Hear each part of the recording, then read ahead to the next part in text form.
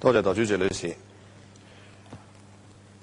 如果謝偉俊議員所講嘅係希望香港盡量急速內地化呢，我就不敢苟同。主席，我想用我時間講一講剛剛喺尋日呢有報道嘅一件事。喺城大嘅學生宿舍發生咗港生與內地生對罵嘅事件。事緣呢，有香港嘅學生喺城大學生宿舍洗手盆之中呢，就發現一堆食物殘渣冇人清理，咁認定呢就係內地生所為，於是喺告示板上面就寫咗大陸狗呢幾個字。隨後呢，引發內地香港兩地學生喺民主牆上呢就互罵，其中有港生講咗一句，就話內地生搶去港生嘅資源，叫內地生盡快返回大陸。代理主席，兩地學生跌入呢一種泥漿摔角式嘅互罵，實屬香港嘅悲哀。喺香港嘅大學學生宿舍一件咁日常生活嘅小事啊，係可以引發如此激烈嘅對抗。究竟話俾我哋聽乜嘢呢？喺香港可以入大學嘅年青人已經係社會上比較有優勢、有條件嘅一班人嚟㗎啦。佢哋都可以如此對自己失去信心，對將來不敢希望。試問嗰啲入唔到大學嘅年青人，豈唔係更加睇唔到前途？眼見我哋嘅年青人落得如斯嘅境況，情何以堪？代理主席，記得當年我哋讀大學嘅時候啊，都係躊躇滿志，憧憬畢業之後可以點樣以香港嘅優勢履行對家國嘅使命，貫徹對未來嘅理想。當年嗰份豪情壯志喺今日嘅大學生身上去到邊度呢？代理主席，我相信本會大部分嘅議員同埋官員呢一代人呢，都係以身為香港人，既感自豪亦覺驕傲嘅。我哋視香港土生土長，可以接受獨一無二嘅中西文化薈萃嘅洗禮，可以喺香港揾到好嘅工作，又或者可以憑創業嚟到致富，喺社會階梯十級而上，喺當中揾到滿足感。我哋姑且撇除接受高等教育嘅年輕人應有嘅禮貌同埋胸襟唔講啦。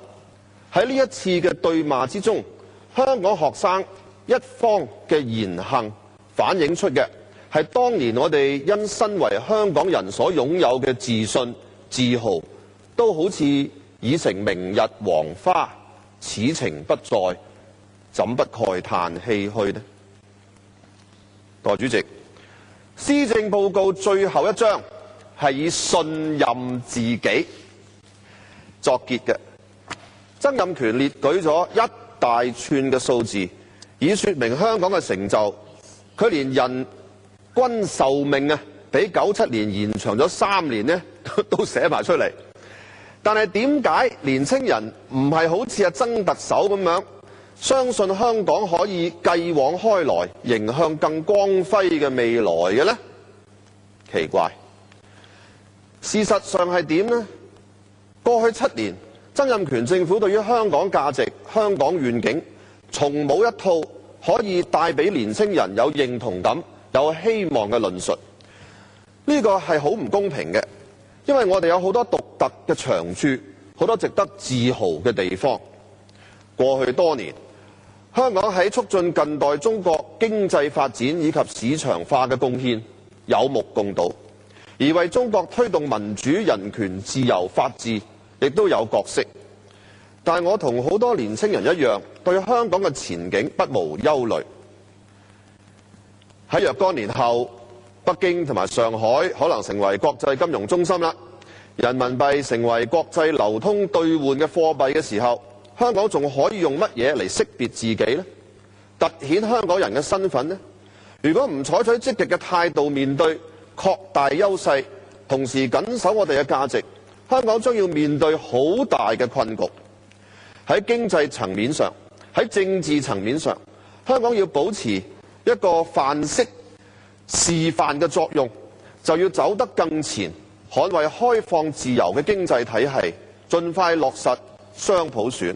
咁樣香港可以發揮本身嘅優勢，又可以為國家嘅發展做一個試驗場。代理主席，我深信特首係有迫切嘅需要去鞏固香港嘅核心價值同埋制度嘅。喺經濟發展方面，唔能夠再只食老本。如果喺有若干年嘅時間之後，當上海、北京正如我剛才所述，成為真正嘅國際金融中心，人民幣已經成為國際流通自然兌換嘅貨幣嘅話，我哋要確實改變金融掛帥呢個經濟體呢，實在係必要嘅。我哋要發展其他嘅產業，但係喺我哋嘅施政報告裏邊，因為睇唔到特首喺呢一方面有任何清楚嘅論述。六大產業呢，如果你問啲行家呢，都會有一個同感，就係特區政府呢，只係得把口講，而呢係冇實際嘅行動。最近政府高層就放風啦，就話希望下屆政府呢就設立2個呢一個副司長，就再加建2個政策局。咁如果真係成功開位呢，相信獲委任嘅當然不乏係建制中嘅友好啦，親疏有別啊嘛。但係先唔好講政府未經檢討副局長、政治助理呢啲制度就濫花公帑嚟到擴充馬房，呢個做法啱唔啱先啊？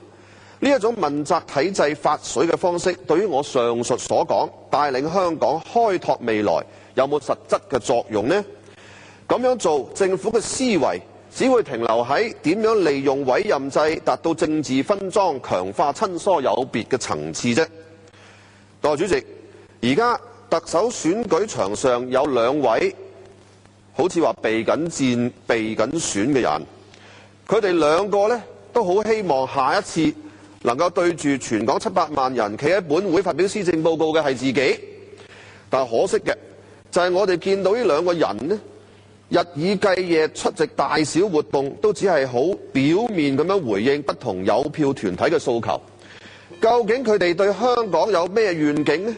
佢哋對於年青人有乜嘢希望？佢哋對於香港同埋內地以及喺大中華經濟區能夠扮演咩角色呢？究竟年青人點樣先至可以感覺良好呢？呢一類意識形態嘅論述係幾乎絕跡於我哋而家見到嘅呢啲特首跑馬仔嘅活動之中。我哋其實應該坐言起行，同心協力，唔好再只靠前人種樹，亦都要想想我哋想留下一個點樣嘅香港俾我哋嘅下一代。代理主席，我期望未來嘅5年、10年，香港嘅發展唔會依然係一場空。代理主席，我謹此陳辭。李鳳英議員。